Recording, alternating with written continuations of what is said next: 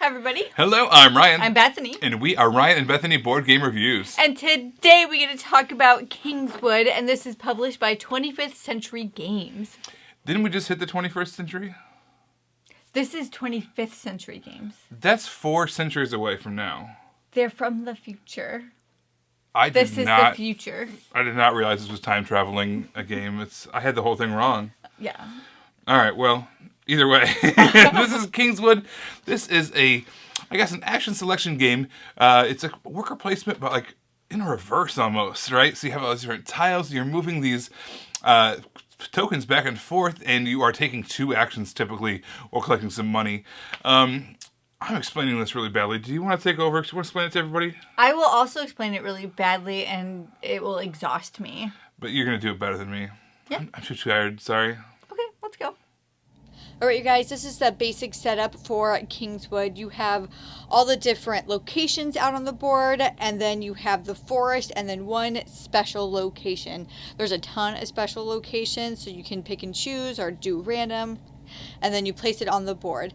The starting adventurers start at the Blacksmith, Academy, and Tavern. Those are where you gain your main resources in the game, which are the swords, the books, and the hearts. Now, what you're trying to do is gather enough resources so you can come to the forest and defeat monsters. You see, the monsters in the beginning of the game are pretty easy to defeat. This one just requires 1 gold and 1 sword. But towards the end of the game, they require a bit more, like needing 3 swords and 3 books. So what you're going to do on your turn is you are going to move any adventurer. So anybody has access to all of the adventurers that are on the board. You're going to move any adventurer, and you're going to take the action of where they started and the action of where they end. So let's say I wanted to do the blacksmith action. I'm going to use this adventurer. It says to pay 1 gold to gain 1 sword. So, because I had this starting character, and he gave me 3 golds, a sword, and a heart, I'm going to spend one of the golds that I have, gain a sword. Then I'm also going to move him to gain 3 more gold. Now, if the Kingsguard meeple is not in play, as soon as a traveler moves, you place him where that traveler moved from. Boop.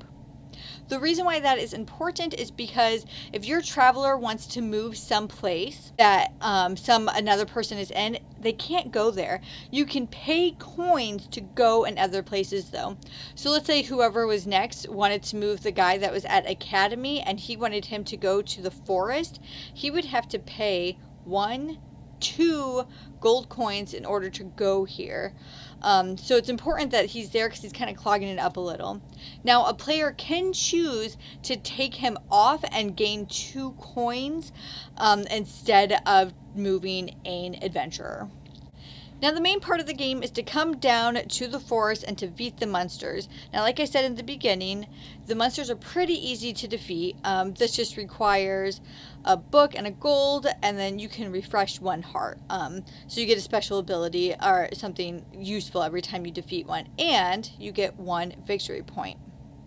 So when you use something, all you do is you signify that it's used. All the tokens have 2 sides to them. This is the side that you say you can use, and this is when it has been used. That's why you want to travel to some of these other places, spend the coin to refresh them so you can use them again to defeat bad guys or monsters.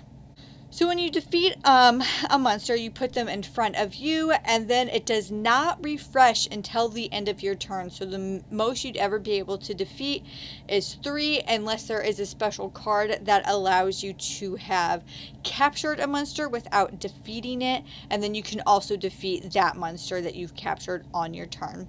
So the game continues until somebody reaches or passes the 20-point mark. At that point, everybody gets an equal amount of turns, and then the game is over. Whoever has the most points wins. So this game was super light, and it was fun, and it was quick, and right from the gate, I really enjoyed it. I was so excited about this. I learned it. I read the rule book and I taught it to Ryan. That's right, everybody. I can do these things. I don't just read books. I now read rule books. And now I'm passing that mantle over to you from here on out. That's Nope. your new role. Nope, only on games I'm excited about. Well, I was excited about the 6th tile that was always put out there. So you have the 4 tiles that are always out there, plus the forest. And then now you're mixing that 6th one. And I love that 6th tile. It's always different, always something crazy. But it's never like overpowered, right? It's never just like you have to get there or else you're behind. And it's also never like so weak that it's like, oh, I can avoid that and be fine. You know, it's always something cool and interesting, and it's going to help you out or bail you out of trouble too. So I love that addition of that 6th tile that makes every game feel a little different. I like how the monsters kind of ramped up. So there's that chapter 1, which isn't very long. I mean, chapter 2 is much longer. There's a lot more monsters in there. But I like how it kind of just gives you what could be out there, what's to come, gives everybody a chance to defeat the monsters before they get a lot more difficult to defeat. And I just really liked how it kind of gave that little introduction and then bam, monster time. I thought the use of the components in this game was awesome. First of all, there was the tokens, which you exhausted and then refreshed. I thought that was really clever. Money you always spent, which seems to be how it is in real life too. Right? You spend the money, you don't get the money back, but you do get to have those skills back, right? When you refresh them. So that was kind of a nice touch. But also those wooden meeples, those things were huge and awesome. They looked great on the table. You never had to look for them. You could just see from across the table right where they were. Yeah. There's this big nice presence. I thought it looked fantastic. So speaking of the meeples, I really liked what the Kingsguard, is that what they were called? Sure, Kingsguard. The Kingsguard, what that meeple brought to the game. I just liked the fact that you could really strategically place it in certain places to make it difficult for other people because they'd have to play coins. I just like that.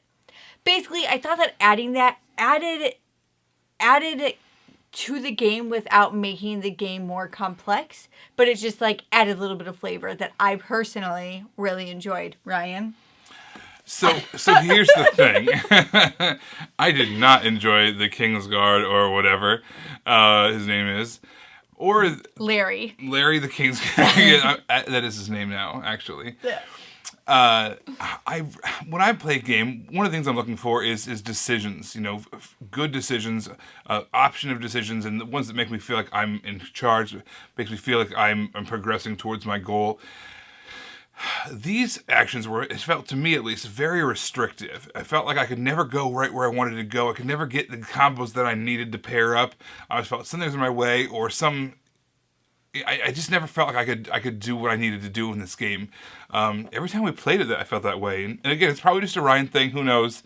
Bethany did not seem to have that problem, or else I am undefeated. I am the thing that was in Ryan's way.